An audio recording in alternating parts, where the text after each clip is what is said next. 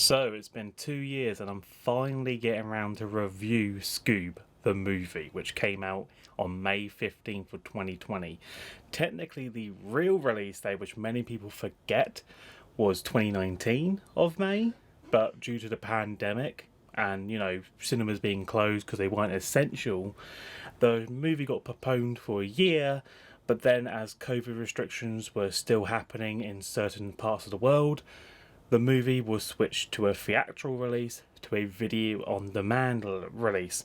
So on May 15th, it was released in the United States on video demand 2020, whereas the rest of the world, like the UK, had to wait 2 months in July to see the video on demand release, which was really annoying because, waiting 2 months to see it, not being able to see it in cinemas, which we were intended to. This film was made, in the works since 2014. And typical that the pandemic happened in 2019 when the film could have been published in 2018, but due to final works on the film, it got pushed to 2019. Very stupid how we missed out on 1 year, cost us literally missing out on this film on the big screen, which would have made a good return for Scoob.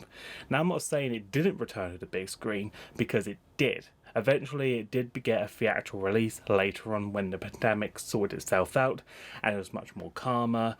We didn't get a lot of screen time, so in the UK, I only managed to see it one time in the cinema, which was very unfortunate, but you still had to wear a mask inside, but you could still see it. I felt like it had to be watched in the cinema to do justice. And a lot of people were saying, oh, video on demand's taking over cinema, cinemas are going to be a thing of the past. Cinemas are still doing strong now, and I do believe the next Scoob sequel will be on the theatres, on the big screens, because I feel like when that comes out, all this will be behind us. We're already getting out of the lockdown, getting, used to the pandemic, getting used to being with COVID. Restrictions are different, vary which country you go to, but I feel like the normal is coming slightly back. So I feel like when they do the sequel to this movie, I feel like it will be on the big screen. There is, however, going to be a spin-off movie to this coming out in the holidays, near December time, which will be a Christmas special one. That one, I believe, will be media release on video on demand. I don't think it'll be a cinema release. If it does, that'd be great, but I don't feel like it will. I feel like the cinema ones are going to be for the actual movie titles, the big ones they want to do. Now, this film, a lot of people think that it's a Scooby-Doo movie, and even though it's titled Scoob, I 100% don't believe that it is a Scooby-Doo movie, because you have to understand they're trying to go with what Marvel did. Marvel had the Marvel Cinematic Universe. Hanna-Barbera want to do their own, to have the Hanna-Barbera Cinematic Universe, and to kickstart that they had to get a movie where most of the characters can come together with a unique story plus with background and that. Now, the most favourite Hanna-Barbera cartoon series that is still living to this day, pushing out new seasons every year, is Scooby-Doo. So it makes sense calling it Scoob or giving it some recognition around that name. They could have chose different title for it, but I feel like Scoob was the one that got it out there because more people would have talked about it, which they did. Lots of people done reaction videos, reviews, like thoughts and everything about the upcoming previous movies leading up to this one. I did my fair share of reactions, discussions, let's talks, that sort of thing. But I knew straight away that it wasn't going to be an OG standalone Scooby-Doo movie. Because in fact, what it originally was going to be is a opening to the Hanna-Barbera Cinematic Universe. That way we get introduced to some old classic Hanna-Barbera cartoon characters like Blue Falcon, Dynamite, Dee Dee's Guys, Captain Caveman, even, Wacky Racers got thrown into the mix. And I feel like Dick Dastardly was the perfect villain for this, because he just pulled it off in every single sense. We missed him for so long, most people have forgotten what he was like, because even I was took surprised that this guy had so much potential that he should have really pushed forward for his own standalone movie. So I feel like even though it does show some key parts of the Scooby-Doo gang as the main focus point, that wasn't their initial intention, and a lot of people get confused when they say this is probably not the best. It's got mixed review credits. A lot of people saying stuff like, oh, it's not a standalone Scooby-Doo movie, it didn't really feel like an OG one. That's because it's not. When you take a look at this movie, you have to look at the options, you have to see what they're trying to do. and they're trying to break down the wall and give you this this possible idea that could launch a completely new way we could see cartoons from Hanna-Barbera. So we could see Return of Captain Caveman, we could see more Blue Falcon, we could see some more Wacky Racers with Dick Dastardly and all that. That's what it was trying to do, and that's what it's trying to open. And a lot of people didn't really see that opportunity and just really, paved over it and just gave it mixed critics reviews and just said, nah, it's not that good as a Scooby-Doo movie. Now, the opening is a Scooby-Doo origins tale, where it tells the origins of how Scooby and Shaggy met, which is very nice and that we actually wanted for a long time. We've seen this done before in Mystery Begins, but unfortunately that movie flopped because they didn't really do it well, and it really made no sense due to the current age of the gang.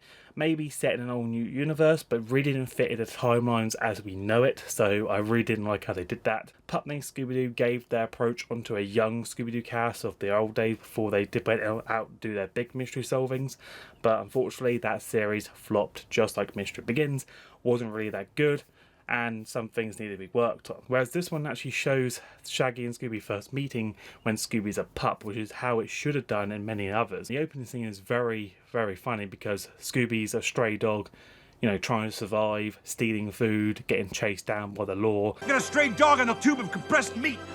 Repeat, I have a grand theft gyro in progress. Hey, slow it down. Huh? Yikes.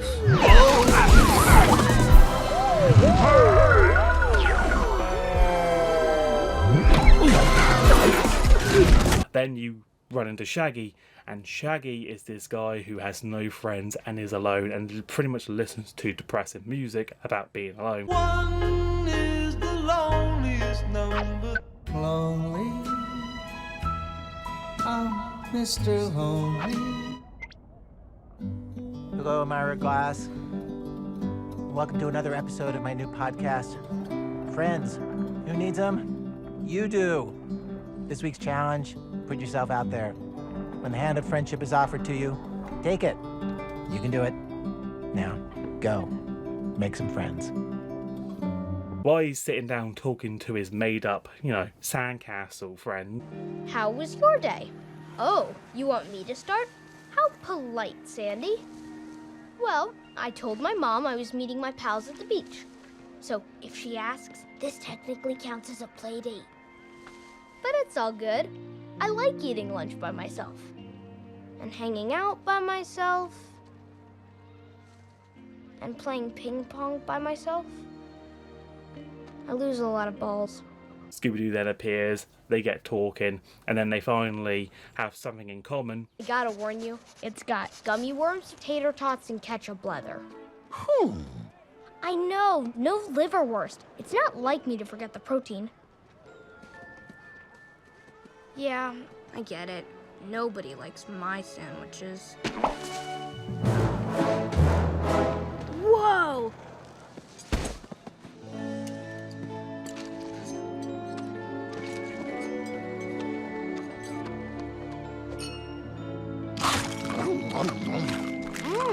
Is that peppercorn? Sand. There you are. The officer comes over and tries to take Scooby-Doo, but then Shaggy makes out that it is his, and then they go through the phase of trying to name him. Your dog?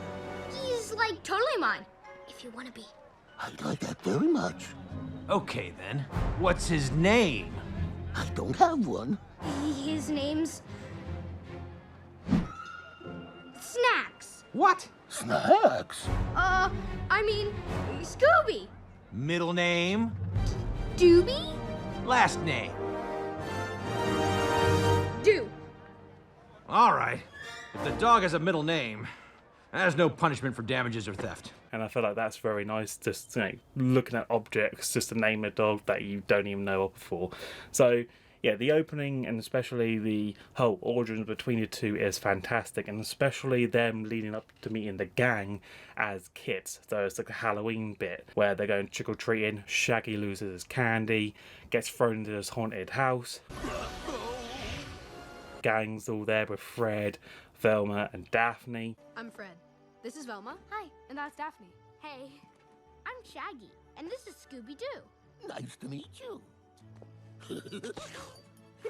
Then they all work together to go in to retrieve Shaggy's candy, and that's how they kindle their friendship, and that's how they start their mystery-solving adventures, which I thought was an amazing opening just to get that out of the way, just so we could see bits of highlights of those occurrences. Then we have the amazing intro, which basically a montage of where are you, just playing left to right, and we're seeing that transition of them, what they currently are, to where they're going to be in the main film bit.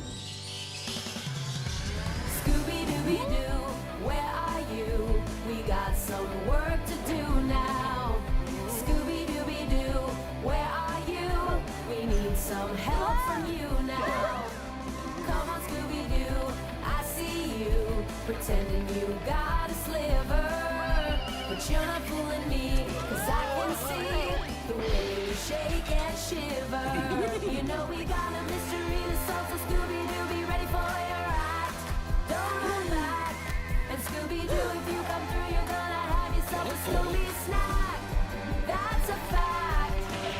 Scooby-Dooby-Doo, here are you. You're ready and you're willing. We can count on you, Scooby-Doo. I know you'll catch that villain. So that again is fantastic, and I love that approach. We see them grow up and evolve, because many things when we come to looking at Scooby-Doo is the fact that they never age with every new season release.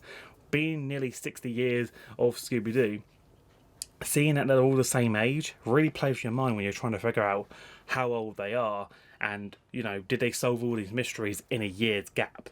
It's very confusing, and there's a lot of discussion on the Reddit pages just trying to discuss where the line is, and what timelines in which corresponding gap on how they do it all. So I really love how they explain that, and we get a good idea of this is the proper timeline that explained it all. So they were much younger when they did Where Are You as opposed now. And moving on to the present, we see them sit down with Simon Cowell, who wants to pretty much launch the Mystery Inc. Corporation, but doesn't agree with Scooby and Shaggy because they don't fit well with the target audience. Every successful group requires hard work and determination. Identifying potential is what I do, and you have got it. Fred, you're the tank, the muscle. Cool. Daphne is the people person, the empath. Aw, And Velma's got the smarts and technical savvy. thanks. But you two aren't even listening. You're eating a clownishly oversized sandwich. Like, sorry, man. You lost us at hard work and determination. But you got us back at sandwich. Look, a group can only be as strong as its weakest links. Bottom line, I can't invest with these two involved. But Mr. Cowell, Shaggy and Scooby are our best friends. Yeah, and like, what's more valuable than friendship? Literally anything. You can't count on friendship. People change. And when you get into real trouble, friendship won't save the day. Which then leads to Shaggy and Scooby, going to the bowling alley alone, knowing that they don't have the support of their friends because they're not like them in any consistent way. And then we find out that someone's trying to kidnap Shaggy and Scooby, and this pretty much opens up the entire plot for the day's, movie element. Like, this was the main cause of the movie. Look out! Whoa!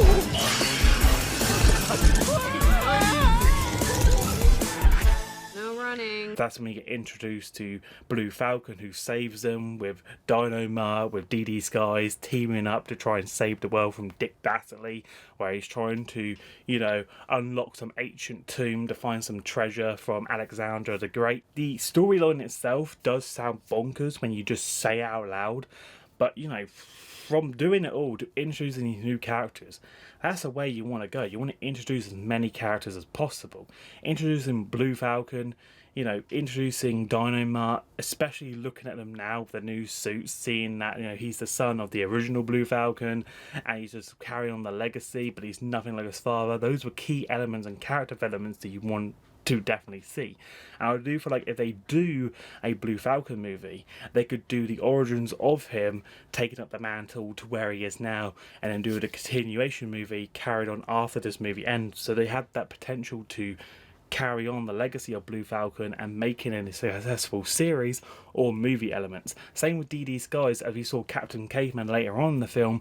Those two could come back on the screens with a series or movie and then do team up works with Blue Falcon or the Mystery Inc. gang. That's how this movie was rolled out on the carpet. It was just showing you all the full potential of every single cast and what they could do. And you're probably wondering, why is Dick Dastardly in this? And I feel like they have to bring in a villain.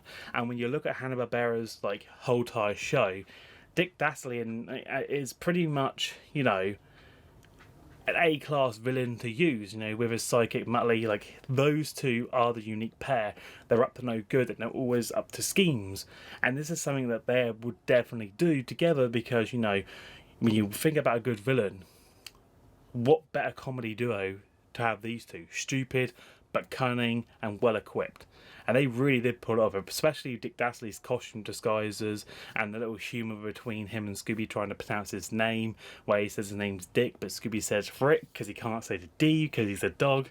It's a very, you know, classic humour which mostly old school Scooby-Doo fans will pick up on. My friends call me Dick. Okay, Rick. No, I'm not a Rick. I'm a Dick with a D. Rick with a D. Dick. Well, Rick. Dick! Dick! Dick! But there's also some like heartache between Shaggy and Scooby, because this whole adventure is more focused on them and their friendship, where you see from the start their friendship was tight. You know, nothing was going to break them. They've been through so much together. But then Shaggy finds out that he's not important, and then Dick Dastardly's only after Scooby-Doo because Scooby-Doo's a direct descendant of Alexander the Great's dog, and he's the key that is needed to unlock the underworld so that Dick Dastardly can get the treasure, or his friend Muttley, because Muttley was trapped inside. And then when they're on Blue Falcon's spaceship, Shaggy has this conversation with Scooby-Doo where they pretty much, you know, end their friendship temporarily, where Scooby gets rid of the collar that Shaggy gave him, and when he promised he would never take it off. And that's pretty much what started the whole argument between them, where Shaggy stayed on the ship while Scooby went with Blue Falcon to explore the island to get the last bone. And that's where they meet up with Captain Caveman. And well done to the design artwork team on that one. Like, Captain Caveman looked fantastic, but the only issue I had with that character was the voice acting. I didn't feel like the Captain Caveman scream was genuine. I didn't feel the compassion, I didn't feel the energy in that. It's nothing like the old school classic cartoon where you really felt the voice come out there.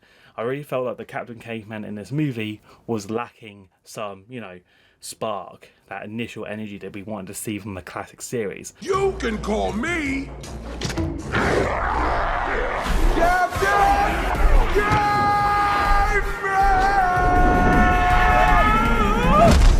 Good job for Captain K. Oops.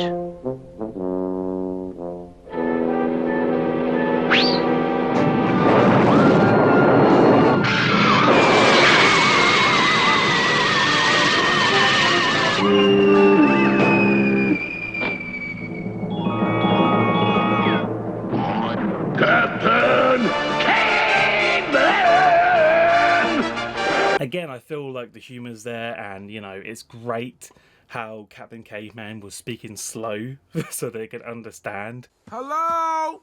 Your tiny little brains probably can't understand me. So, I will speak slowly so that you may process the welcoming tones of my voice. So by this point in the film, you know, where's Fred, Daphne and Velma? Well, they're on the trail to find Shaggy and Scooby because they found that they were kidnapped from the bowling alley, and while inspecting the robot that was left behind, they found clues that led them to Dick Dastardly. So that's what leads them on the road to try and find Shaggy and Scooby. But then eventually Dick Dastardly caught wind of this, thanks to the robot for informing Dick Dastardly of every situation that they were doing, and eventually he apprehended them, which was an amazing scene, and I loved every moment of it because he disguised himself as this like hot female policewoman, and Fred just like took us so surprised because she's just like so beautiful. It's just the funniest scene ever where she's thinking like, oh, do you know how fast she's going? And a fast car just zooms right past, and Fred's like, I don't know, pretty fast.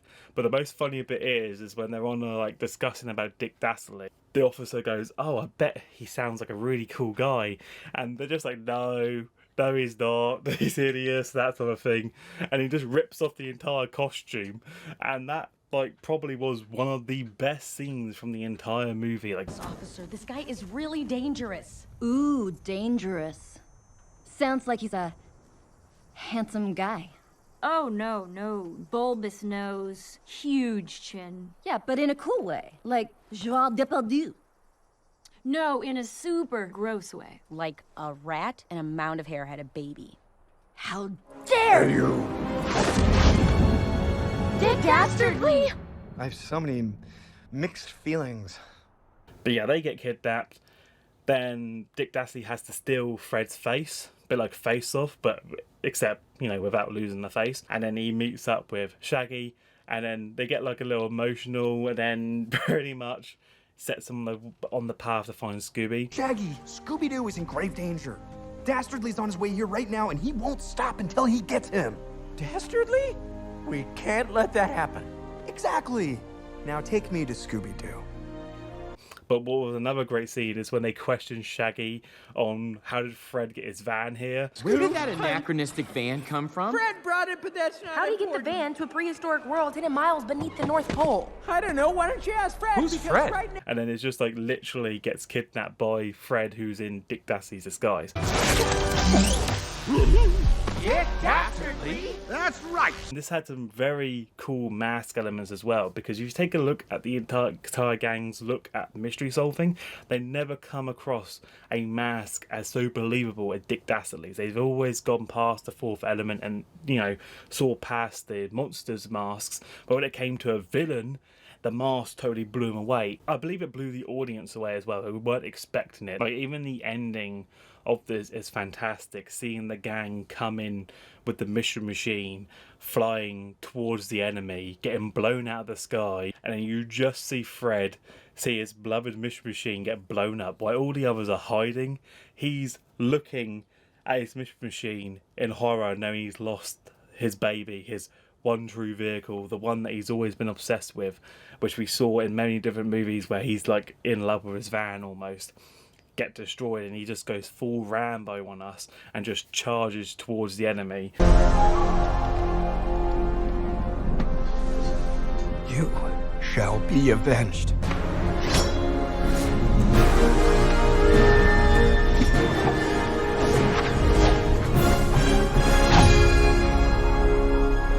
For the mystery machine! He's just attacking. I mean, are we supposed to be attacking?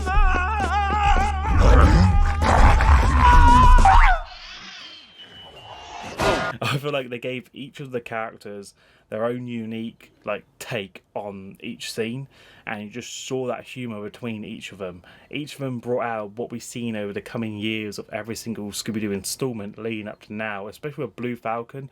We definitely saw him taking up his hero mantle because he was just that guy who wasn't good at anything, and he was just not living up to his dad's legacy, and you saw that when he was hiding at the Ferris wheel and not really getting involved, as he's more of a poser than actually, you know, on scene as a total badass like his father was. But props to him, he definitely upped his game towards the end. I really wish they brought Captain Caveman with him. Like, I really feel like if he was there, it would have made the fight scene at the end 10 times more enjoyable, because seeing Captain Caveman go toe to toe with this ghost three-headed dog would have definitely blown the audience away. Kind of missed the opportunity there, but I'm guessing, you know, budget, and it would have took more longer to draw every scene or animate it all. I could understand why they cut that out and wouldn't go with that option. But hopefully, you know, down the line we could see more Captain Caveman and some more epic fight scenes between him and some other classic villains. And then what I probably think is the most saddest bit about this movie was the ending, where Shaggy like sacrificed himself to go into the underworld to seal the door, because one person has to lock it from the inside, and Shaggy takes that because he cares so much for Scooby-Doo that he doesn't want to condemn him like that, because Scooby-Doo was his first best friend and he wanted to repay him for all those years. Buddy, back when we were kids, you saved me. Now it's my turn. No, Reggie, wait! No!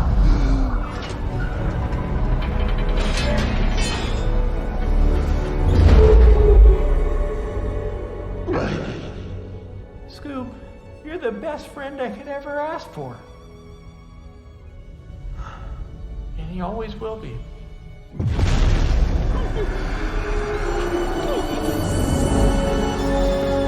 And it's a very sad moment, but then Velma points out that why would Alexander the Great do that if he loved his best friend so much? Why would Alexander make a gate that would separate him from his best friend forever? He must have built a way out. Guys? And then another door opens.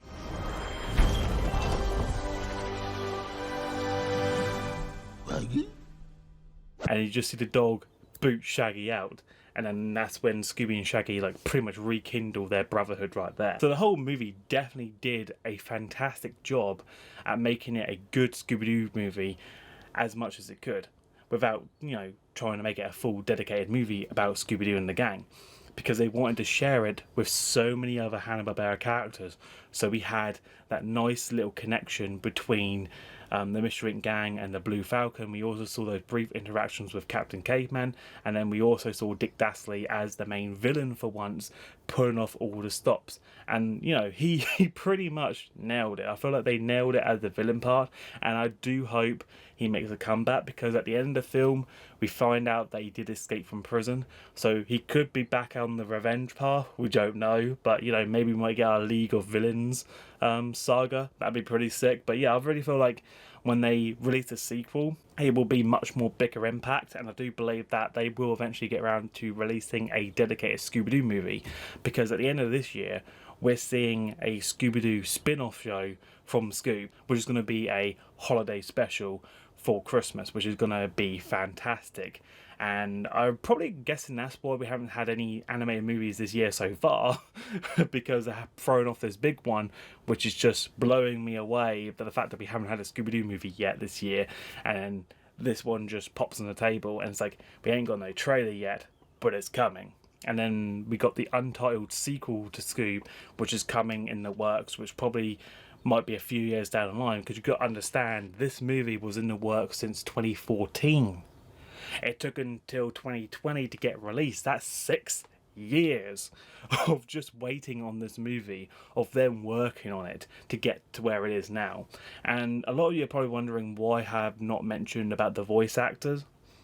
I think I've spoken about this many times before, how I hated how they never got the original cast in on this movie. And I feel like they did it because they just wanted to get, you know, movie star actors on a movie, you know, theatrical movie board, as opposed to animated voice actors, because they thought that would probably boost sales and they could promote it more better than voice actors. I personally like the younger voices of the Scooby-Doo gangs, but I feel like they really missed out on getting the OG Scooby-Doos for the older cast, because they could have got Matthew Lillard to voice Shaggy. They could have got all the others to voice their respective roles. They got Frank to voice Scooby, but they never got him to voice Fred. Keep in mind, Frank voices both Scooby and Fred in the animated show, so why not make him voice Fred? You know? It just really blew me away that they didn't do that. They got someone else, Zac Efron, to voice Fred. Didn't like the pick.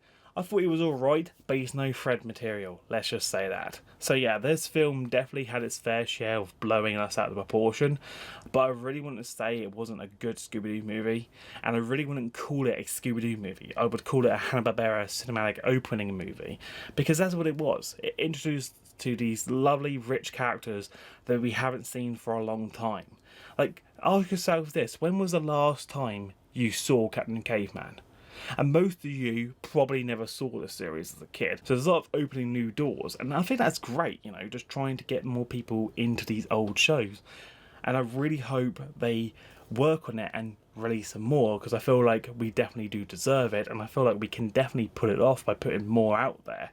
So who knows, maybe, you know, in a few years' time we could get more, you know, Hanna-Barbera shows back on, you know, physical media, direct-to-TV, or just, you know, cameo appearances. Maybe we can get some more crossovers, who knows. It's all possibilities at this point, and only time will tell. So this was my casual review on the Scoob movie. Hope you guys have enjoyed. I didn't want to go full in script mode because I wanted to speak from the heart.